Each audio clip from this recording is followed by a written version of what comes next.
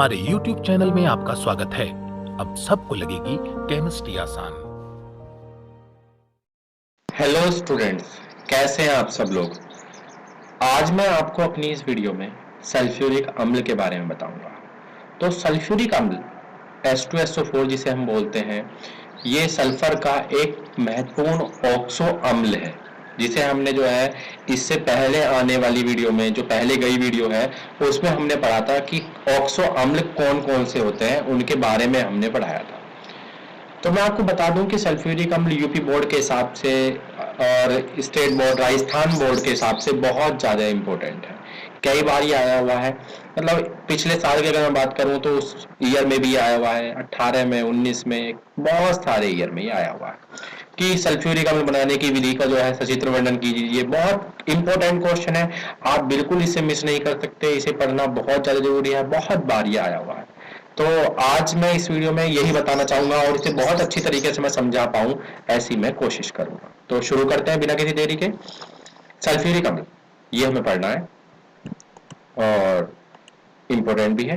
उत्पादन, पूरे विश्व में सल्फ्यूरिक अम्ल अति महत्वपूर्ण औद्योगिक रसायनों में से एक है, तो ये भी आपको पता लग गया। सल्फ्यूरिक अम्ल बनाने का उत्पादन सहस्पर्श प्रक्रम द्वारा 3 चरणों में उत्पन्न होता है, संपन्न होता है। तो इसे बनाने की कौन सी विधि बोला जाता है? सहस्पर्श प्रक्रम, जिसके द्वारा ये बनाया जाता है। तो ये पढ़ते हैं आगे। सल्फर अथवा सल्फाइड अयस्कों को वायु में जलाकर सल्फर डाइऑक्साइड का उत्पादन करना, जिसमें ये चरण जो चल रहे हैं उन चरण की बात कर रहे हैं। प्रथम चरण सल्फर अथवा सल्फर डाइऑक्साइड, सल्फाइड अयस्कों को वायु में जलाकर सल्फर डाइऑक्साइड का उत्पादन करना। ओके, अगला, उत्प्रेरक V2O5 की उपस्थिति में ऑक्सीजन की अभिक्रिया कराकर SO2 का SO3 में परिवर्तन करना, जो कि आपने ऊपर भी रिएक्शन करी थी इससे पहले। ये जो यहाँ पे रिएक्शन थी V2O5 वाली, ये SO3, तो इस रिएक्शन की ये बात कर रहा है कि ऐसी अभिक्रिया आपको करनी होगी दूसरे चरण में। तीसरे चरण में SO3 को सल्फ्यूरिक अम्ल में अवशोषित करके ओलियम H2S2O7 को प्राप्त करना। सल्फ्यूरिक अम्ल के उत्पादन का प्रवाह चित्र दे रखा है मैंने। तो हमें क्या करना है?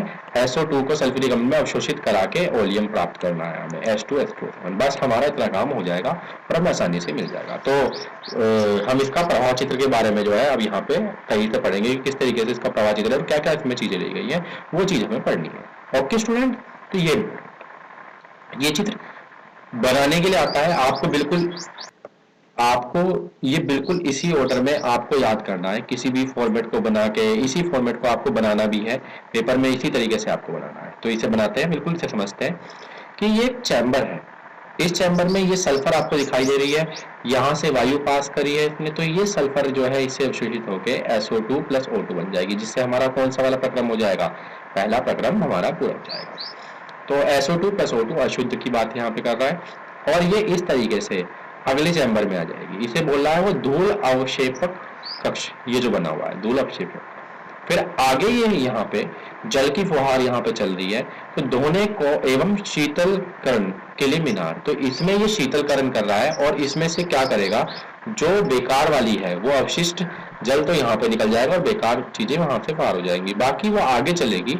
तो फिर क्या कर रहा है? वो साधारण सल्फ्यूरिक अम्ल की फुहार कर रहा है इस पे। उसी तरीके से बिल्कुल जैसे यहाँ पे हुआ था, साधारण सल्फ्यूरिक अम्ल की फुहार के बाद जो अवशिष्ट अम्ल है वो इसमें से बाहर निकल जाएगा और आगे जो है SO2, शुष्क SO2 + O2 जो है इधर पार हो जाएगी। हम क्या कर रहे हैं? वो अशुद्ध थी, ठीक है, और साथ में गीली भी थी। यहाँ पे वो शुष्क की बात कर रहा है, शुष्क से मिल गई है अब दोबारा।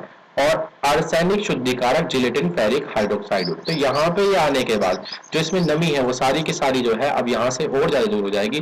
पूर्व तापक कि भाई जो ताप देना है तो थोड़ा सा गर्म करने के लिए पूर्व तापक का यूज करा जाएगा। और फिर दूसरी ये जो अभिक्रिया, जो उत्प्रेरक V2O5 की उपस्थिति में ऑक्सीजन के साथ अभिक्रिया कराकर SO2 को SO3 करना, तो यहाँ से SO2 चली जाएगी अंदर और यहाँ से क्या हो जाएगी? हमें SO3 मिल जाएगी। और उसी SO3 पे सामान्य सल्फ्यूरिक अम्ल की H2SO4 की अगर हम बौछार करा देंगे, यहाँ पे फुहार लगा देंगे, तो हमें क्या मिल जाएगा? ओलियम मिल जाएगा। तो ये जो सारी की सारी विधि है, बस हमें यही सारी पढ़नी होती है और इसी सारी को हम इसमें अब एक्सप्लेन करेंगे कि किस तरीके से हमने ये सारी करी है। तो चित्र आपने ये देख लिया है, बिल्कुल चित्र को इसी तरीके से अपनी कॉपी में बनाएंगे। इंपॉर्टेंट चित्र है, बिल्कुल भी मिस नहीं करना है इसे। चित्र को एक एक करके बिल्कुल इसी तरीके से सारी ऑर्डर में समझाना है आपको। आगे चलते हैं। प्राप्त सल्फर डाइऑक्साइड को धूल कणों एवं रासायनिक यौगिकों जैसी अन्य अशुद्धियों से मुक्त करके शुद्ध कर लिया जाता है। तो हमें इसे शुद्ध भी करना है। सल्फ्यूरिक अम्ल के उत्पादन में ऑक्सीजन द्वारा SO2 गैस का V2O5 उत्प्रेरक की उपस्थिति में SO3 प्राप्त करने के लिए उत्प्रेरक ऑक्सीकरण मूल पद है। तो ये जो मूल पद कौन सा है, ये वाला V2O5 वाला क्या है, हमारा मूल पद है। आगे चलते हैं। SO2 एवं O2 ये दे रखी है इसमें अभिक्रिया, ऊपर भी दे रखी थी तो हमने ये अभिक्रिया पहले ही पढ़ लिया। इसने क्या बनाया है, SO3 बनाया है। यह अभिक्रिया ऊष्माक्षेपी तथा उत्क्रमणीय है एवं अग्र अभिक्रिया में आयतन में कमी आती है। तो यह पता है क्या ऊष्माक्षेपी है, उत्क्रमणीय है और अग्र अभिक्रिया में आयतन में कमी भी आएगी। आयतन में कमी भी यहाँ पे देखी जा सकती है।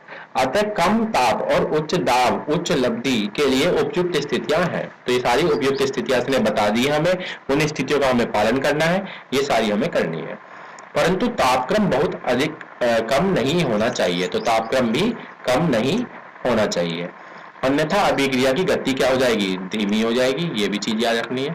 सल्फ्यूरिक अम्ल के उत्पादन में प्रयुक्त संयंत्र का संचालन 2 बार तथा इतने ताप पर होता है। तो ये संयंत्र का संचालन कई बार वो पूछ सकता है, बिल्कुल पूछा गया है, कई बार पूछा गया है।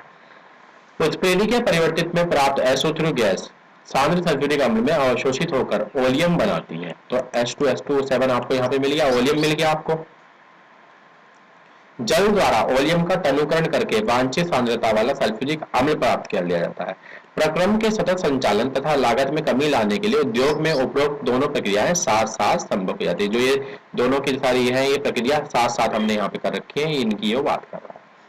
SO3 H2SO7 H2O7 H2SO7 oleum बन जाएगा यहाँ पे, और ओलियम को जल के साथ अभिक्रिया करा के हमें क्या मिल जाएगा, H2SO4। संपर्क विधि से बोलते हैं। संपर्क विधि द्वारा सल्फ्यूरिक अम्ल की शुद्धता 96 से 98% होती है। तो संपर्क विधि द्वारा प्राप्त सल्फ्यूरिक अम्ल की शुद्धता कितनी होती है, 96 से 98%। अब गुण पढ़ते हैं। सल्फ्यूरिक अम्ल एक रंगहीन गाढ़ा तैलीय द्रव है जिसका 298 केल्विन ताप पर विशिष्ट घनत्व 1.84 और उम्ल ताप पर यह जम जाता है तथा 611 ताप पर उबलने लगता है। ये चीजें पूछी जा सकती है, गुण पूछे जा सकते हैं। यह जल में अत्यधिक ऊष्मा निर्गमन के साथ घूमता है, मतलब कि यह ऊष्माक्षेपी है। अतः सांद्र सल्फ्यूरिक अम्ल का तरलीकरण करते समय सावधानी रखनी चाहिए। सांद्र सल्फ्यूरिक अम्ल को जल में कम मात्रा में धीमे धीमे डालना चाहिए तथा उसे लगातार हिलाते रहना चाहिए। सल्फ्यूरिक अम्ल की रासायनिक अभिक्रिया निम्न विशेषताओं के फलस्वरूप है। निम्न वाष्पीकरण, प्रबल अम्लीय गुण, जल के प्रति प्रबल बंधुता तथा ऑक्सीकरण कर्मक के गुण। तो ये सारी के सारी इसकी कुछ और गुण है। तो जलीय विलयन में सल्फ्यूरिक अम्ल का आयरन 2 चरणों में होता है। तो जलीय विलयन में ये चरण है इनके, तो ये इंपोर्टेंट ये नहीं है इतने। इंपोर्टेंट जो था वो ऊपर वाला पार्ट था, लेकिन आप तब भी रिएक्शन को H2SO4 की H2O के साथ अभिक्रिया को इसे लिख लेंगे और कर लेंगे। तो ये सारी भी कभी कभी आ जाती है। तो ये भी चीज में बता रखी है, K2 जो बता रखे हैं बहुत अधिक। तो वियोजन स्थिरांक बोल रहा है। वियोजन स्थिरांक का अधिक मान अम्ल की अधिक प्रबलता को क्या करता है, दर्शाता है। तो वो कहीं पे भी पूछ सकता है कि वियोजन स्थिरांक बहुत ज्यादा है, तो इसका क्या मतलब है कि अधिक अम्ल की अधिक प्रबलता को ये दर्शाता है। अम्ल लवणों की 2 श्रेणियां हैं, सामान्य सल्फेट जैसे सोडियम सल्फेट, कॉपर सल्फेट तथा अम्लीय सल्फेट जैसे सोडियम हाइड्रोजन सल्फेट। ये भी 2 श्रेणियां हैं। निम्न वाष्पीकरण द्वारा सल्फ्यूरिक अम्ल का उपयोग अधिक वाष्पीकरण अम्लों के संगत लवणों के उत्पादित करने में किया जाता है। ये भी उत्पादन में किया जाता है। तो ये भी हो गया छोटा सा। तो MX की बात ये जो है, अगर धातु हमने क्या ले रखी है, ये सारी ले रखी है, और X के साथ क्या है, फ्लोरीन, क्लोरीन, नाइट्रोजन। तो ये सारी की सारी आपको दिखाई दे रही है। आगे चलता हूँ। सांद्र सल्फ्यूरिक अम्ल एक प्रबल निर्जलन कर्मक है। ये भी एक प्रबल निर्जलन कर्मक है, ये भी आपको पता होना चाहिए। अनेक नम गैसों का सल्फ्यूरिक अम्ल से प्रवाहित करके शुष्क किया जाता है। यदि ये गैसें शुष्क करने के लिए इस्तेमाल किया जाता है। यदि ये गैसें सल्फ्यूरिक अम्ल से अभिक्रिया न करती हो, सल्फ्यूरिक अम्ल कार्बनिक पदार्थ जल निष्कासित करता है, जैसा इसकी कार्बोहाइड्रेट पर आदंगन क्रिया से स्पष्ट आता है। तो ये आपको दिखाई दे रहा है। C12H22 हो गया है, जिसे जो है हम H2SO4 के साथ अभिक्रिया करा रहे हैं, तो हमें क्या मिल रहे हैं, 12 कार्बन मिल रहे हैं। और ये पदार्थ से क्या कर रहा है, कार्बनिक पदार्थों का क्या कर रहा है, जल से निष्कासन कर रहा है, जल निष्कासन कर रहा है। ये इंपॉर्टेंट है, कार्बनिक पदार्थों का जल निष्कासन किस विधि द्वारा किया जा सकता है, सल्फ्यूरिक अम्ल के साथ अभिक्रिया करा के। गर्म सांद्र सल्फ्यूरिक अम्ल का एक प्रबलता का ऑक्सीकारक है। तो ऑक्सीकारक का काम कौन करता है, यहाँ पे अगर गर्म है तो इस संदर्भ में स्थान फास्फोरस अम्ल तथा नाइट्रिक अम्ल के बीच आता है। धात्वें तथा अधात्वें दोनों ही स्थान सल्फ्यूरिक अम्ल द्वारा ऑक्सीकृत हो जाती हैं तथा इस प्रक्रिया में सल्फ्यूरिक अम्ल SO2 अपचयित होता है। तो ये ज्यादा इंपॉर्टेंट नहीं है। आपको क्या ध्यान रखना है कि अगर हम कॉपर की अभिक्रिया H2SO4 के साथ करा दें तो आपको क्या मिलेगा, CuSO4 कॉपर सल्फेट मिलेगा। सल्फर की अभिक्रिया करा दे तो क्या मिलेगी, आपको SO2 मिलेगी। ये अभिक्रिया छोटी छोटी आ जाती है। कार्बन की करवा दे तो आपको क्या मिलेगी, CO2 मिलेगी। ये छोटी छोटी अभिक्रिया आपको बस याद रखनी है। ये सारा थ्योरेटिकल जो आपको बताया पोर्शन बस वही याद कीजिए। बाकी ये चित्र जरूर आता है बनाने के लिए यूपी बोर्ड के बच्चों के लिए, राजस्थान बोर्ड के बच्चों के लिए। तो ये सारा का सारा यहाँ पे है। उपयोग की बात करूं तो उपयोग इसके बहुत सारे हैं। और सल्फ्यूरिक अम्ल का अत्यधिक उपयोग औद्योगिक रसायन है। राष्ट्र की औद्योगिक सामर्थ्य में राष्ट्र में सल्फ्यूरिक अम्ल के उत्पादन और उपयोग में आने वाली आंकी जा सकती है। तो ये सारी की सारी है। अब हम बता देते हैं पेट्रोलियम शोधन में, अपमार्जकों के उपयोग में, संचायन बैटरियों में, प्रयोगशाला अभिकर्मक के द्वारा, वर्णकों, पर्लकों और रंजकों के मध्यवर्ती उत्पादन में, धातु कर्मीय प्रक्रमण में और नाइट्रोसेलुलोज उत्पादन में। तो ये जो सारे के सारे हैं इसके, ये आपको पता होने चाहिए। बहुत बार आए हुए हैं तो इंपोर्टेंट है। 5-5 नंबर में कई बार आया हुआ है लिखने के लिए, तो आपको पूरा का पूरा जो है लिखा होना पता होना चाहिए। और ये सारी रिएक्शन अभी आपने ऊपर बताया, CaF2 की बात रिएक्शन करेंगे तो आपको क्या मिलेगा, CaSO4 2HF मिलेगा। ये सारी के सारी रिएक्शन उदाहरण जो आपको दे रखे हैं, SO2 का रिएक्शन दे रखा है कि अगर आप SO3 को पानी में करेंगे तो SO3 प्लस H2O। आपने ऊपर भी तो ये यही करा था, यहाँ पे SO3 बनाई थी और उस SO3 को आपने क्या करा था, SO3 के साथ H2SO4 की अभिक्रिया करवा दी तो होलियम बनाया था। अगर उसी अभिक्रिया को H2O के साथ करा देंगे तो आपको क्या मिल जाएगा, H2SO4 मिल जाएगा। तो ये अभिक्रिया यहाँ पे ही खत्म होती है। पाठ्य चिन्हित प्रश्न जो है सारे के सारे ऊपर से ही दिए गए हैं तो उन्हें भी आप कर लेंगे। आने वाले वो जो वर्ग है वो वर्ग 17 है, हम उसे आने वाले टाइम में करेंगे। आप बिल्कुल उसे अच्छे से पढ़ेंगे और H2SO4 को आप बिल्कुल मिस ना करें, बहुत ज्यादा इंपॉर्टेंट है, हर एग्जाम में आया हुआ है। इसे बिल्कुल भी हल्के में ना लें, सारे को अच्छे से करके और एक 5 नंबर के क्वेश्चन के हिसाब से इसे कम तैयार करें आप। तो थैंक यू स्टूडेंट्स, आज के लिए इतना ही।